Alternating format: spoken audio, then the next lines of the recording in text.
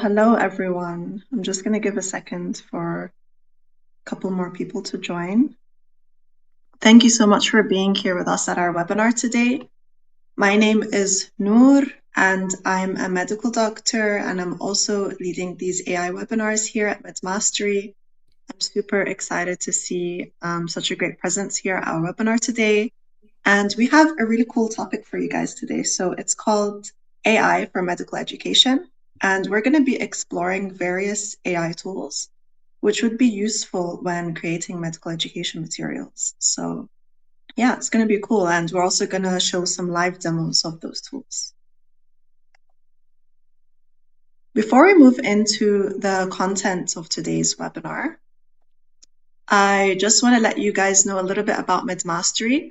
So Medmastery is a medical e-learning platform, and we offer video-based courses on essential clinical skills. So that includes things such as ECGs, so interpreting ECGs, coronary angiography, MRI, CT, mechanical ventilation, and much, much more. So in case you don't know about us yet, make sure you check us out at the end of the webinar.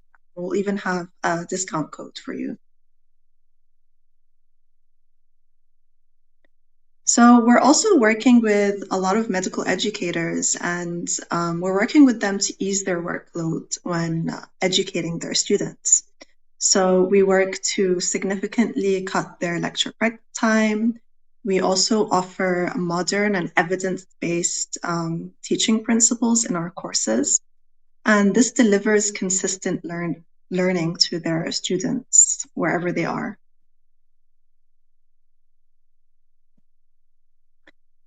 I'm going to go ahead and introduce you guys to the CEO and founder of Medmastery, Franz Wiesbauer. Hey guys. Hey, Franz. Hey, hi Noor. Nice to have you here today. Yeah, thank you for organizing it. Yeah. Before we move into the webinar, I just want to let you guys know how you can use this platform. So to the right of your screen, you can see like there's a chat box. You guys are already writing in the chat box. And then there's a little question mark icon. So that's for the Q&A. We're going to have an open Q&A throughout this webinar. So if you have a question and you want us to look at it and answer it, make sure you put it into the Q&A section. And then below that, there's a little poll. So that's where you can answer polls throughout the webinar.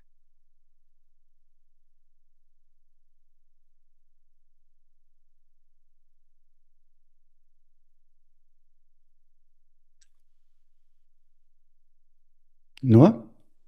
Yes, can you hear me? Yeah, can hear you. Can you continue or? Yes, sorry. I was just looking at the chat because a few people are saying that the stream is breaking up. Yeah. If the stream is breaking up, maybe you guys can try and refresh your tabs. Hopefully it will become a little bit better after a while.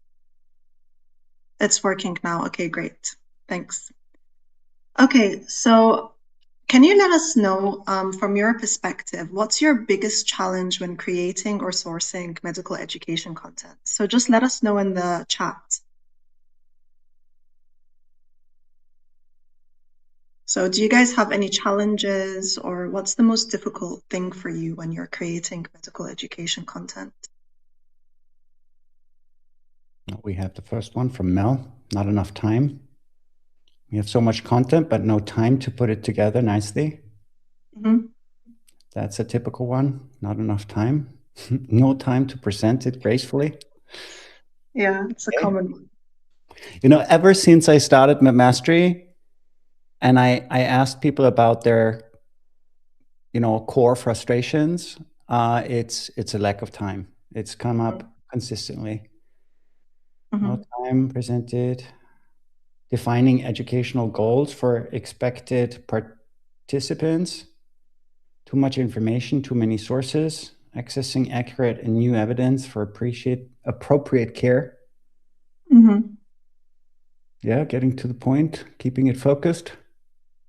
Quality of information provided by AI. Mm-hmm. Yeah. Yeah, okay. By the way, just keep those coming.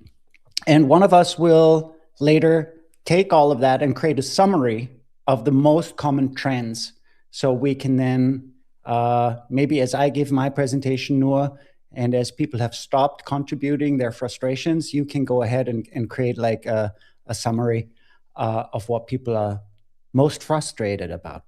Yeah, for sure. Yeah. Okay, so we also want to get a little bit of information from you guys. So if you're a medical educator, could you let us know how many students you're currently responsible for? So there's a poll to the right of your screen. Okay, I see a lot of people have already started answering. Thanks. Yeah, you need Major, to click on the poll icon to the very right. yes. It's to the right of your screen or the little bar charts icon. I think the majority of people so far are saying just myself, but there are some people who say 200 plus. Okay, thanks, guys. So what are people saying? Because I don't see the results. Most of Okay, them. so the majority of people are saying just myself. Mm-hmm. And then there's also 15% of people are saying 200 plus.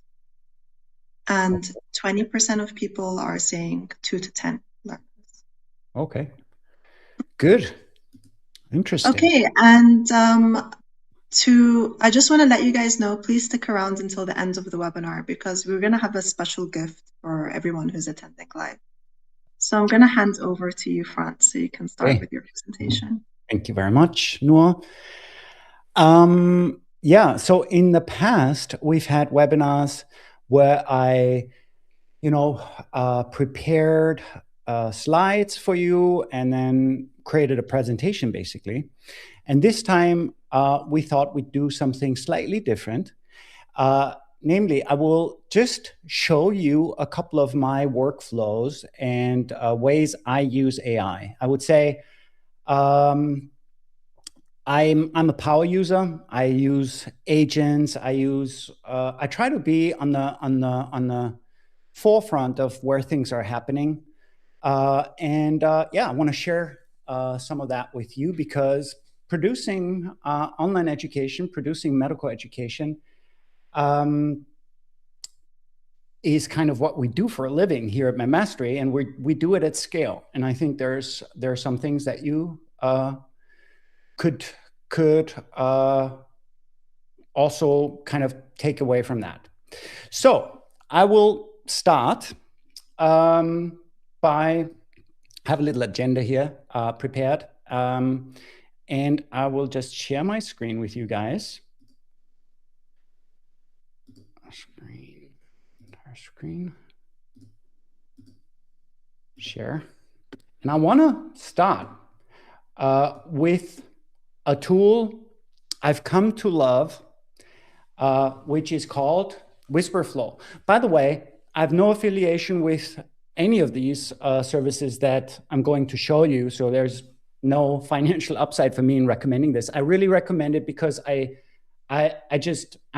become so dependent on them. So Wispr Flow is a tool that I use to dictate. Now, I would say I dictate 60 to 70% of text now that I produce on the screen or on a computer. And Wispr Flow is really, really awesome. I just want to show it to you. You install this thing on your computer, you click the function key, and then it basically produces something for you. And now you might say, okay, I mean, dictation software is not like such a special thing. It's been around for quite a while. But to me, it was a game changer because I also use dictation on the Mac and on the iPhone.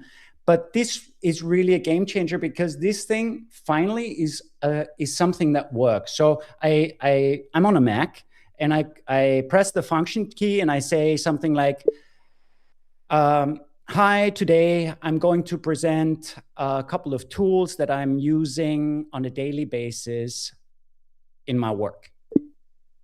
And then you see it's very accurate. It knows what tool you're currently using.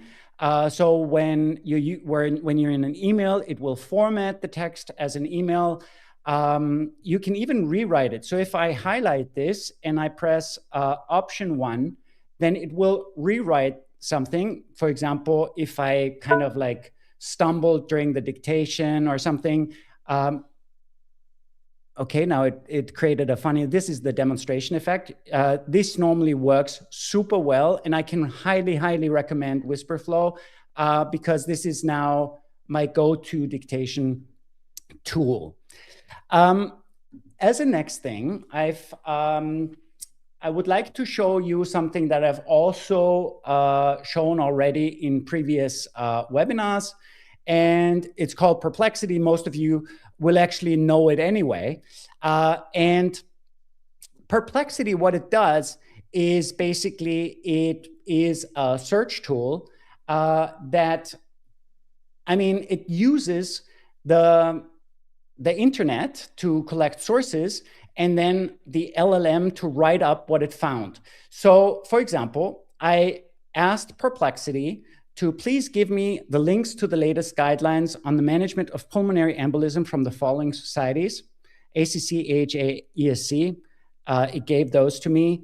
And that's obviously not something super special. That is that is probably something you do on a daily basis, but I just want to guide you through something that I think is pretty cool, and you might be able to use as well. So basically, what I did next, I went to these websites, I downloaded these papers, and then I went to NotebookLM, and in NotebookLM, I added this paper. You can basically, the way NotebookLM works is you can, let me just try. You can basically add and create a new notebook. Then you add all kinds of sources to it. You can add files, you can add websites, you can add YouTube videos, and then create pretty cool learning output with it. So I want to show you some things that I did with this. So basically what NotebookLM does, it can create audio overviews for you, mind maps, flashcards, infographics, data tables, video overviews, reports, quizzes, and slide decks. And let me just show you what it does. So basically, these were the acute pulmonary embolism guidelines from AHA ACC that are uploaded from 2026. And then you can really use NotebookLM to go through this document, which is, as you know, guidelines can be heavy and they're not written in a way that really is fun to read. But this really allows you to dissect the data in a very intuitive way. So first of all, I think what I really like is the mind map feature, right? So it kind of dissects it and it says, okay, these are the components of the guidelines, AHA clinical categories, right? And then you can open this. You can see that they seem to have subdivided pulmonary embolism into these various categories: subclinical, B, symptomatic low severity, C, symptomatic elevated severity, D, incipient cardiopulmonary failure, E, cardiopulmonary failure, and then there seems to be some sort of modifier which spans across all of these. Then there is something about evaluation, diagnosis, clinical assessment, diagnostic tests, risk stratification. You can go into that and then kind of see how that fits together. For my own purposes, this is great because this is a great way to get a quick overview of the main things that I'm going to find in these guidelines. And by just browsing this mind map for something like 3-5 minutes, I know exactly what I'm going to find in the guidelines. So this is already pretty fantastic, I think. So the mind map feature I like a lot. Then I would like to show you something, maybe first the audio overview, because the audio overview is also very nice. And there are two audio overviews I created.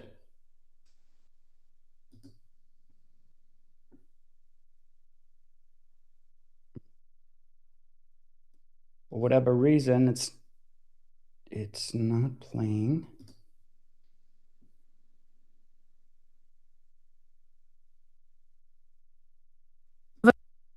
A patient with a slightly the terms massive and submassive PE. As of this document, they are officially dead, buried, gone. And good riddance. But that is just the start. We also have a new trial suggesting that for those intermediate risk patients, we might be bailing out on catheter-directed lysis. And you know what's really cool? If you create these audio interviews, you can actually make them interactive. You can actually interrupt them. Way more often than we would like to. So I'm entering that.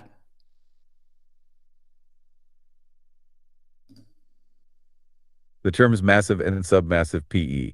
As of this document, they are officially... Join the conversation. Someone wants to join. Hey, go for it. Can you explain to me the difference between categories B and C?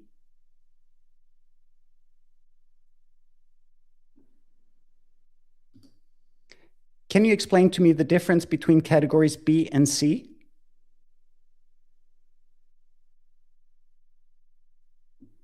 That is a fantastic question. And gets right to the heart of what these new guidelines are trying to accomplish. Okay, let's unpack this. The difference between category B and category C is essentially the difference between going home and staying in the hospital. Category B, which we mentioned later in the show. Right? So you see, they basically, you can interact with this, you can ask questions, but what's really nice is that you can actually give it a prompt. You can specify how you want these people to talk. And so I think this one, for this one, I gave it a custom prompt. So the custom prompt was pretty involved, right?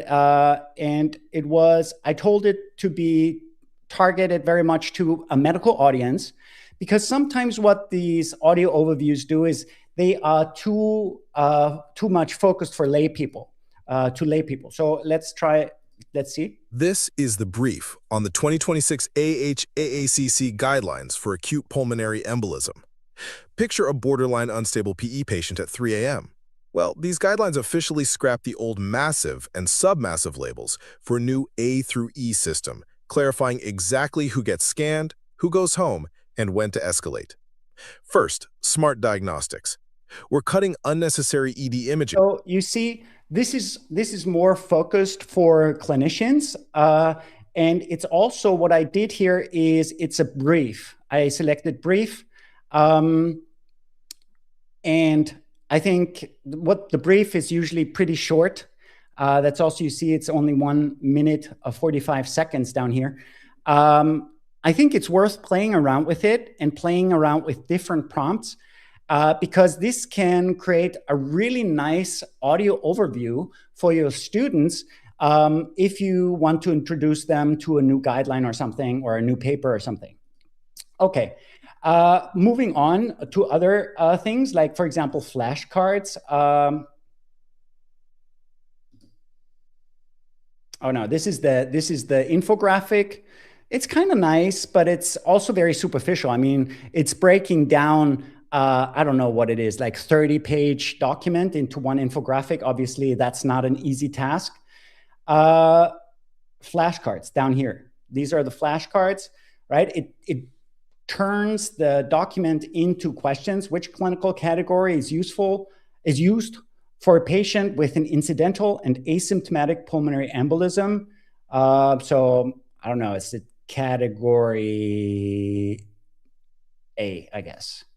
Yeah, right. And so you can say, got it, missed it. In order to practice, right, you say, got it, and then you get the next question. I find that really kind of neat. You can then also get a quiz. The quiz is, right, there's a question: in patients undergoing imaging for suspected acute PE, which finding on computed tomography, pulmonary angiography is recommended for risk stratification over subjective quantification?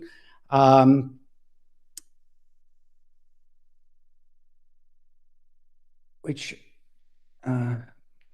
whatever. What is it? Yeah. So A would have been right, numerical right ventricular, left ventricle ratio, right? And the answers are right there. And you can actually get an explanation for this here, right? So when you say explain, then it opens the chat and it scans the document a little bit and it will give you an answer to that question. I find that super interesting, super well done. We're not going to wait for the answer because it seems to take a while. Yeah, or the answer is coming out right here. Then another really nice thing I want to show you is the slides, because I think the slides, so it turned the guidelines into a deck of slides. And I find those slides really kind of nice. But when I reviewed this here, for example, I found, okay, symptomatic, this is symptomatic, this is symptomatic. How do they differ? Low clinical severity score, elevated clinical severity score. I'm like, okay, but I don't exactly know what the clinical severity score is. So what I then did was I clicked on revise. I gave it a prompt and said, what is the difference? Like, what is the clinical severity score? And then I had it regenerate the deck. And this is what came out then. You know, it added the severity score down here in the slide. So you can then actually have slides created. You go through them. If there's something that you don't fully understand, you can prompt it to make the slides better. And then you can download all of this as a PowerPoint. And then, bam, you have it right there. The only thing is that is a criticism is this is not text. It doesn't give you text. This seems to be some sort of like, this is an image. So yeah, that's a little annoying, but yeah, I think they're going to solve this, I guess. But I find that this is really, really neat. Okay, this is, I mean, there are other things like tables. I find the table feature not to be so super impressive. And then there's a video overview. As you can see, the video overview doesn't have this little mark here, so you can't really adjust the video with your own custom prompt. So the video overview is always pretty simplistic, I would say, right? It's always geared towards lay people. Yeah, and then, I mean, if you want, you can add more than just one document to your project. And if you want to have like a presentation that's grounded on more than just one guideline, you can do that. And so I find NotebookLM to be very, very powerful. And yeah, are there any questions about NotebookLM before we move on? There aren't any questions on it yet. Yeah, okay. Then, you know, I'm going to progress. I did some more work with these guidelines that I'm going to show you. Let me just check out my notes, show them, create a project, and so forth, show the overviews, the features. Yeah. Okay. Next thing that I would like to show you is Claude, the Claude app. When this whole LLM thing started, I think it was in 2022, I was a ChatGPT user from the early days. Actually, I had an OpenAI account even way before that, 2020 or something. I played around on their playground, and I could already kind of see where this was going. So I was always very much an OpenAI fanboy.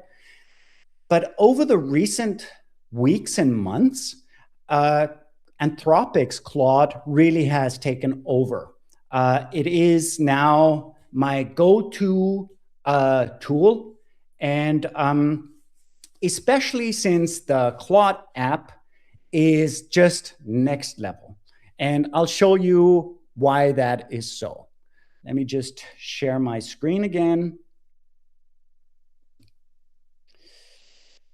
Screen. Share. Okay. Good. Can you see my Claude app? Yes, we can see it. And by the way, Franz, we also have a couple of questions, so we should come back to NotebookLM. Yeah, well, I think we need to answer them later. And so this is the Claude app. Here you have 3 different tools to use. You have chat, which is just basically kind of like ChatGPT or Gemini or whatever. Then you have CoWork, which is like your coworker that can use files on your computer and can save files to your computer. That's really good at creating Excel spreadsheets or PowerPoint files. And then you have Claude Code, which is basically a coder. You can give it little coding projects or large coding projects, depending on how crazy you want to go. I personally use CoWork the most. And there's also a thing called skills, which we're going into a little later. But skills are a little bit like custom GPTs, only much more powerful. And skills basically is something, I'll touch upon that a little later. So CoWork. Down here, you can actually click and then you can select a folder that you want CoWork to have access to. In my case, I chose the downloads folder for now, but that entirely depends on what I'm currently working on. Sometimes I give it access to a different folder. And then basically you can say things like I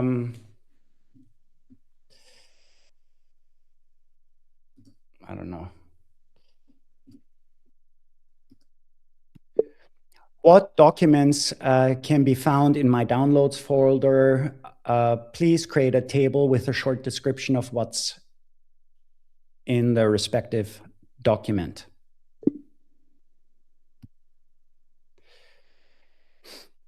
All right, and so it basically, and this is just to show you that it can actually see these documents, read these documents, and then create output for you.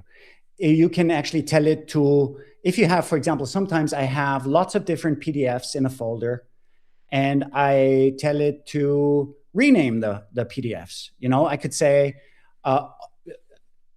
check out the PDFs in my folder, and then rename them consistently, last name of first author, dash year, dash journal. And then it will just rename all the PDFs, all the articles in that folder accordingly. Or you can, if you have a real mess in a folder, then you could say, kind of put order into that folder, right? Clean up my desktop. That's stuff you can do, right? So here you can see pulmonary embolism guidelines, AHA-ACC, full 2026 joint guidelines from the AHA, the ESC guidelines, acute PE guidelines PowerPoint. This is the one that we created with NotebookLM. This is the USMLE questions document. That is something I'm going to go into in a second. And then PE quiz. This is actually a quiz app that we're going to build together. That's also in the downloads folder, right? So, I mean, this is really very, very neat. And Claude CoWork there are actually a couple of integrations. You can use extensions. You can connect it to this Chrome controller, so it can actually use your browser. So if you have a job where you say, please go on various websites, check something and add it to an Excel, you can do that. It can create things, to-dos in my Things app. It can do all sorts of things. Here, then there are connectors. It's connected to my Google Drive, Gmail, Google Calendar, PubMed, Zapier, all sorts of things I connected it to, which means that it can basically use all of these tools to get work done. And you can have multiple agents running in parallel in CoWork. So sometimes I really have like 3-4 agents do different jobs for me at the same time, and this makes me a lot more effective. Now, you already gleaned at this USMLE stuff down here. So this is what I'm going to show you next.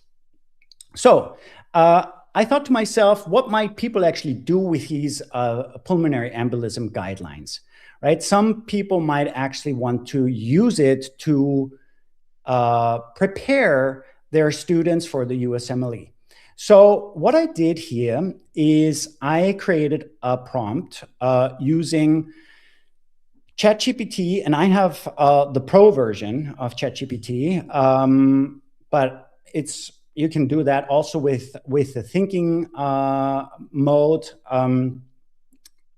And I asked it to create a prompt that can be used with any kind of document to create rock solid USMLE type questions.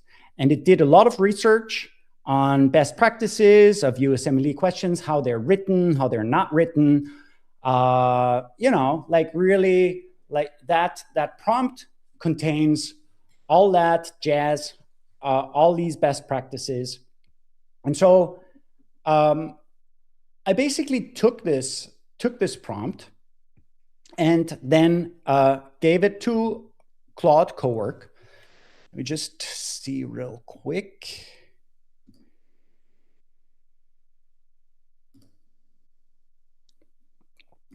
Okay.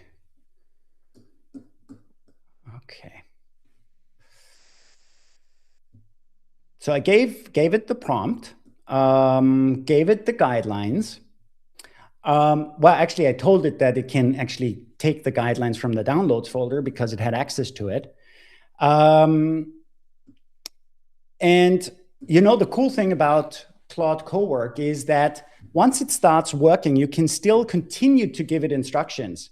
That's different from ChatGPT, where you give it a prompt, it starts working, and you can either interrupt it and it stops, or you can let it run. But with CoWork, you can give it additional information as it comes into your mind.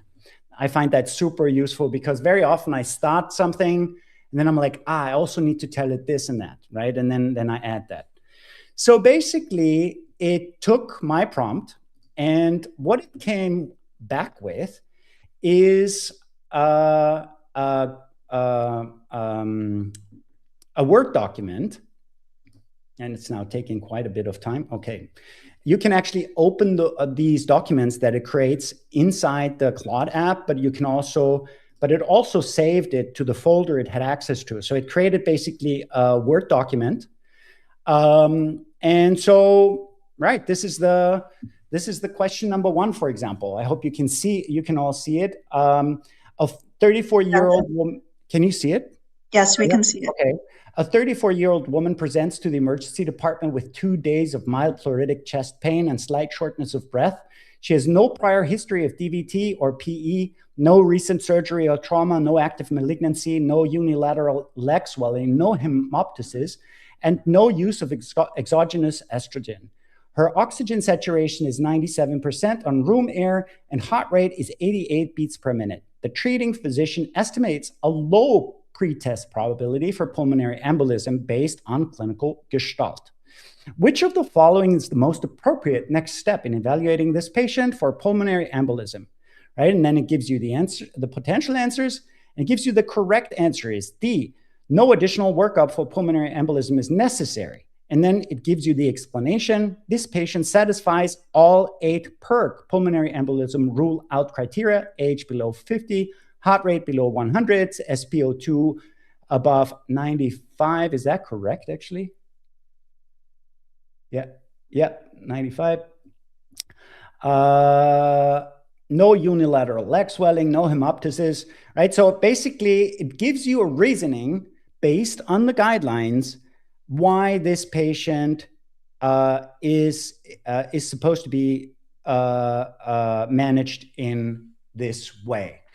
And I find that really, really good. It created 10 questions. They're all pretty good.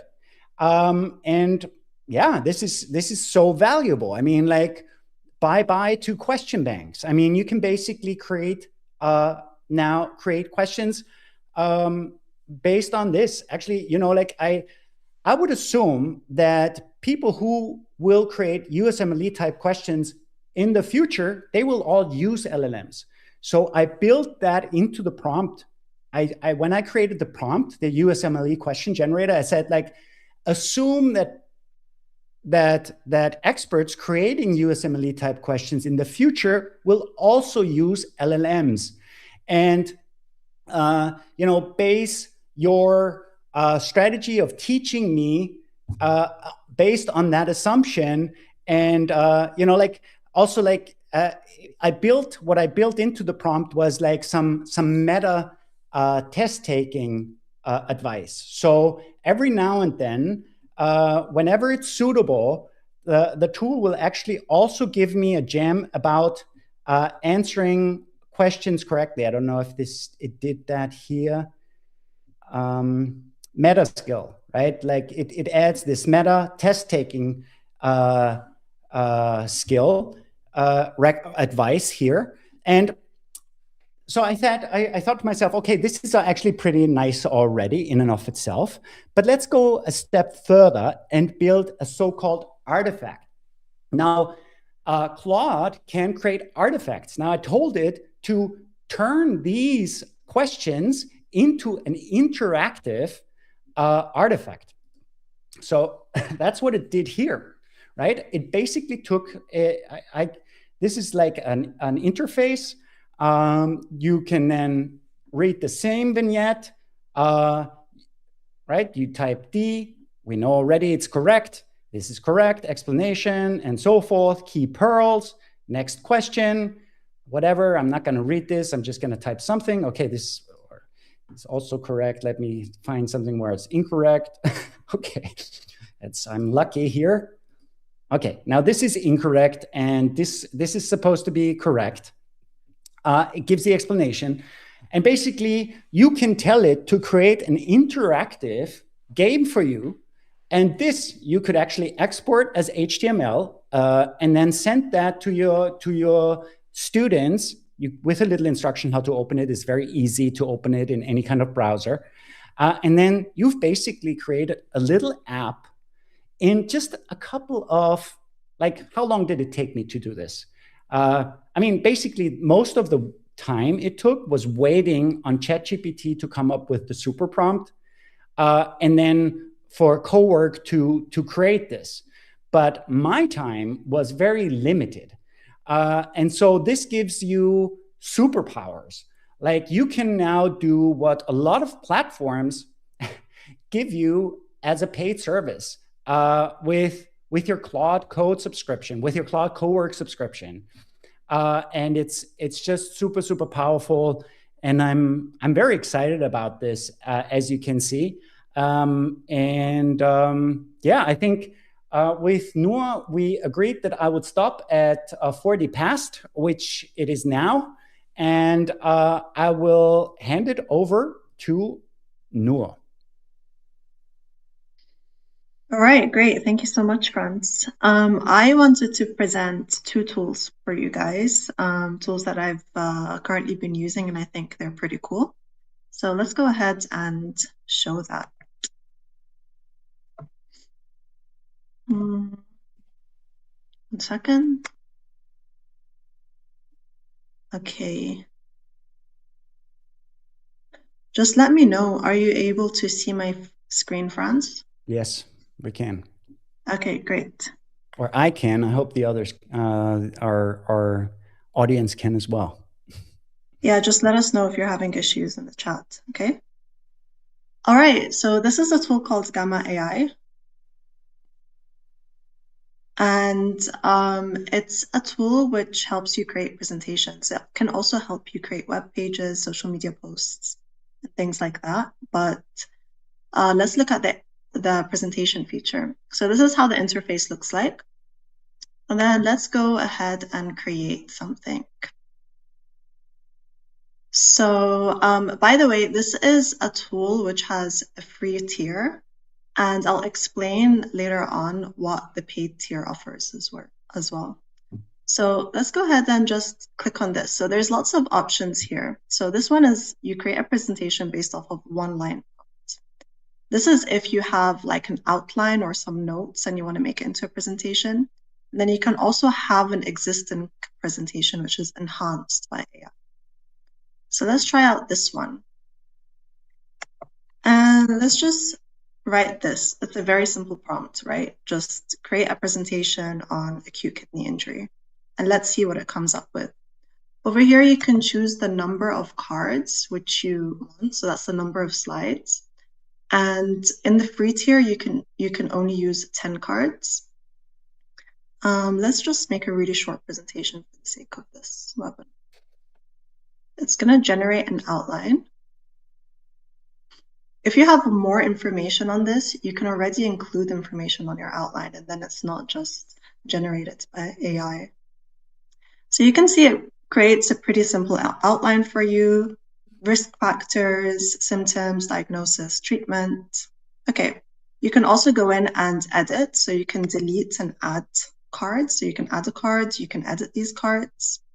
If you're happy with this outline, you can go ahead and choose customize your presentation even more. So for example, you want minimal text on screen.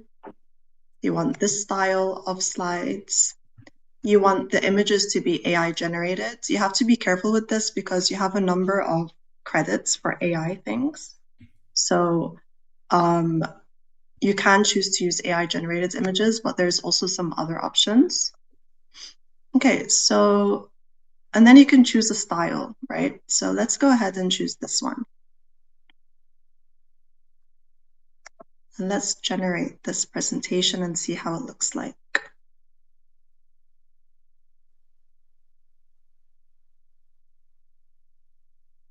Okay, so you can see that it's already started creating a pretty cool presentation based off of that outline that it made. And then for each slide, you can work with AI to improve it, right? So let's say you want to create some presenter's notes, right? You can also use this to generate some AI-generated presenter's notes. And you can also work with AI to enhance different features of the slide. So for example, let's say you don't like this image. You can say, create an image of. So you can work with it to change these images and to advance them. It just takes a little bit of time. And then you can also, for example, let's say you want to add a slide here on research. You can ask it to generate a slide, and then it even has some ideas. For example, acute kidney injury complications.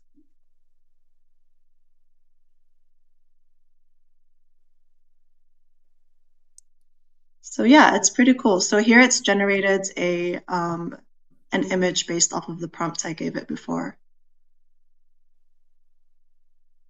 also has loads of features here on the side.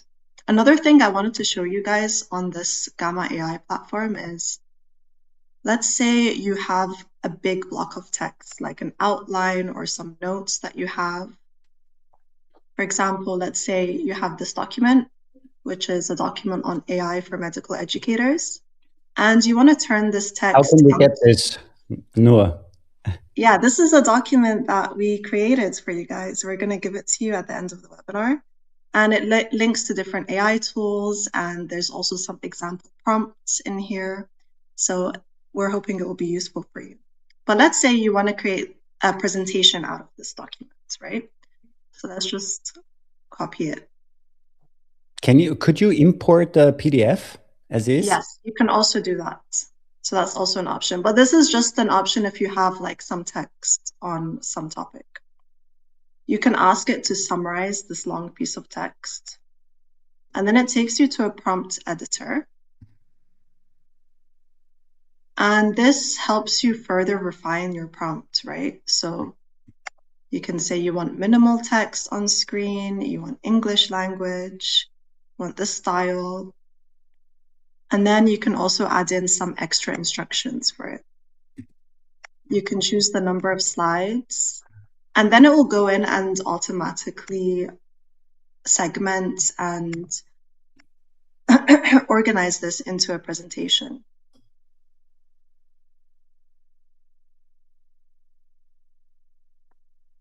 Yeah, so this was, it just takes a second, but this is a pretty cool tool if you're looking to create some presentations, because it works pretty well. It's quick and it's really responsive to even vague AI, even vague prompts. Yeah, the way I mean, I haven't used this and it seems really useful.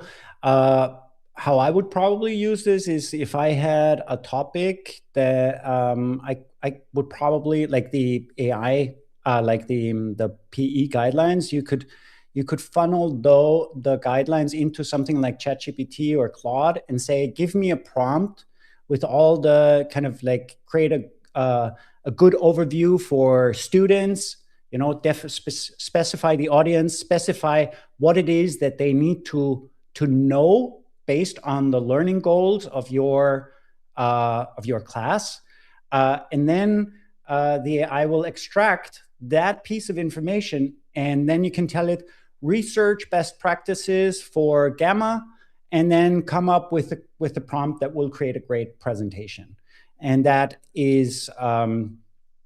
That I think will probably create a really good outcome. Mm-hmm.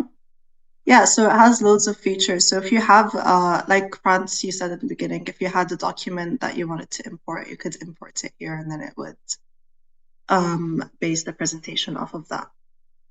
Very cool. Okay, so I also wanted to show you guys another tool, which we spoke about in our previous webinar. And it's a tool which is great for medical research, and it's called Consensus. I'm not sure if you guys have heard of it already. If you haven't, then on our YouTube channel, we actually have the recording of the webinar, so you can go ahead and watch it there. And yeah, so it's a great tool because there's loads of features, right? You can do a really quick search, which is based off of the top 10 papers related to your query. Or you can do a pro search or a deep search. So a deep search is like a literature review, and it looks over 50 papers which are related to your query. And then it has, oops. And then it has these two modes, right? So you can use the medical mode to only look at the top medical journals when it's answering you. And then you can also further refine your query by filtering it. So you can filter it, for example, by the year it was published, whether it's a Q1, Q2, Q3 journal. You can also filter per methodology, like if you only want to look at systematic reviews, you could choose that. Then they also have other filters, for example, countries that you can see over here. I'm going to show you guys a query which I did a little bit earlier. So this was on acute kidney injury and the treatment strategies for it. And you can see that it comes up with a summary of this treatment strategy, so the most recent research on that. And then you can go in and, for example, look at this paper, right? You can look at the abstract here, the PDF. The PDF is not always available, but it usually is. And then you can also look at the snapshot. So this is the study snapshot, which gives you a really quick overview of what the study was about. It also has cool features like the library, where you can add specific papers that you found interesting and that you want to refer to later. So yeah, it's a really great platform. Okay, so those were the two AI tools that I wanted to show you. And is this a paid service, Noah? So Consensus is, there's a free version of Consensus, then there's also a paid version of Consensus. And basically the paid version would give you more options here, right? So it would allow you to do even more pro searches and even more deep searches than the free version would let you. Yeah, and I believe the deep searches are almost like entire meta-analyses that you can do on the spot on pretty much any kind of topic that you're interested in. And I believe that the kind of goodie that we have at the end might have something to do with Consensus. Is that correct? Yes, for sure. So we're going to have offers for people who aren't members of Medmastery yet, and also for our members of Medmastery. And yeah, it's got to do with Consensus. Yeah. Okay. Okay. So Franz, how about we answer a couple of the questions before we conclude the webinar? Sure. I can already see them. There's like a question from Shirish. Are you able to modify the PowerPoint manually on NotebookLM? Unfortunately, other than what I showed you, by giving it another prompt and saying, hey, please redo, you can't. So there's no like going into it and typing into it like you just saw in Gamma. The next question, what are the most reliable sites to find sources? As I find most are either very short or do not contain sufficient information. I'm not entirely sure. Sources, you mean like PubMed type sources? I think stuff, platforms like Consensus, Elicit would be my go-to. A lot of people are now using open evidence. I find it a little too limited on just certain journals. So I would prefer Consensus and Elicit, but it's just my personal taste. Last question, can you use Claude to assist with email review and responses? You can. I don't recommend it. I find I just dictate my responses using Wispr Flow, and it's much better than like, I mean, what are you going to do? Are you going to say like, hey, CoWork, just answer all my email? I mean, you have no control over that. And then if you then say, okay, Claude CoWork, please create draft responses to emails, which is something you can do. You can say, look at my email and create draft responses, and I'll review them and I'll send them if I find them good. But this is actually more time intensive than just dictating them real quick. So I don't do this kind of automation. I don't find this kind of outsourcing to be incredibly useful. Next question, while using NotebookLM, how accurate are the answers provided by it that is beyond the info from uploaded sources? Actually, it only talks about uploaded sources. That's one of the specifics of NotebookLM. You can add resources like links to websites, then it will use the information contained there. You can give it YouTube videos, you can give it presentations. But that's one of the features of NotebookLM, that it kind of tries to stick to the documents you gave it. And I mean, I haven't seen an instance where it didn't do that, but I'm sure there are instances where the LLM hallucinates and you'll find information that's not contained there. I haven't experienced that myself. Franz, could you let us know if you have any tips on prompting? Sure. So, Actually, you know what? Let me just show the audience our prompting tool, because I think something that I've heard, especially in the beginning of when people got started on things like ChatGPT, there were people who said, like, I've tried it, but it didn't deliver the kind of results that I needed. And that was kind of interesting. And it's mostly due to the prompts not being accurate or not being good enough. So we've created, like, if you log into your Medmastery account, that's also in the free account, by the way, you can go to AI prompt, and then you can create a perfect prompt for whatever situation you need. You need to first tell the tool what you want the AI to assume, what role do you want the AI to assume. You can ask it to be a question writer, an editor, feedback partner, brainstorming partner, Anki flashcard writer, translator, whatever. Question writer, or let's say, then type of question, USMLE, provide answers to the question, yes, number of questions, 10, style, medical, obviously, output format, numbered list, topic. Then you can actually add something in here, whatever the content is that you want to. I'm just going to type something in here, and this is the prompt that it creates, and this you copy and paste into ChatGPT, and this very often for a lot of people. This gets them started, because at some point you don't need the prompting tool anymore. Once you've seen that specifying all of these things in a very precise way will greatly boost the output you get, you're going to write prompts automatically in this way. But we found that this tool has really helped a lot of people, especially also internally at Medmastery. A lot of our team members have kind of became really great prompters by using this prompting tool, right? And so this is basically how it works. And I would really encourage you guys to try this out. Okay, great. Thank you so much, Franz. So I would say we go ahead and conclude the webinar, since we only have 2 minutes left. And I have a few slides to show you guys, if that's okay. Can you see my screen, Franz? Yes.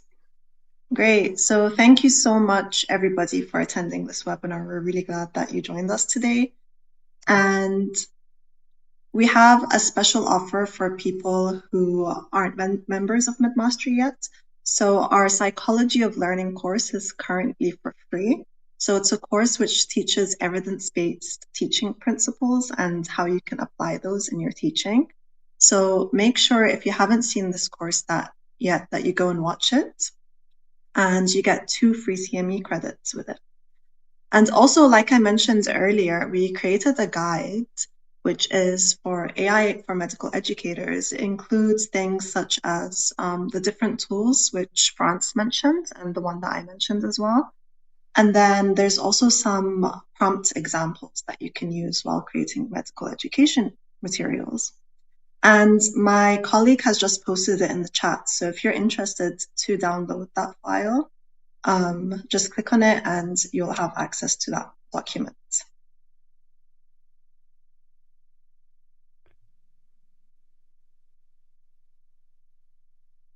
If you liked this webinar and you're looking to, if you like this webinar and you also enjoyed the Psychology of Learning course, and you're looking to watch more of our courses on Medmastery, we have loads of courses on essential clinical skills, then we have this special offer for you. So you can use the code AIWeb526 and you get an extra 30% off of Medmastery Pro. And additionally, on top of that, you also get 1 free year of Consensus Pro. So yeah, go ahead and use this use this code when you're at checkout at Medmastery. In case you're already a Medmastery Pro member, then tomorrow we're going to send you guys an email and you'll still get something for consensus. So you're going to get 30% off of consensus. And the link will be included in our email tomorrow. This offer is only valid for the next 72 hours, by the way. All right. I'll also post the prompt that I used to create the USMLE questions in the chat. So don't be surprised when there's like a super long chat message. You could just copy this and then use it to create USMLE practice question based on documents next time you want to do that for your learners. So I'm posting it now. Sorry, it's long, but you just need to click show more and then copy the whole thing. It was created in ChatGPT Prompt Pro, which is their most advanced model. So maybe you can get some value out of that. But definitely join us on the Pro membership because we really are going to dig deep into this AI topic, and there's going to be content exclusively for Pro members.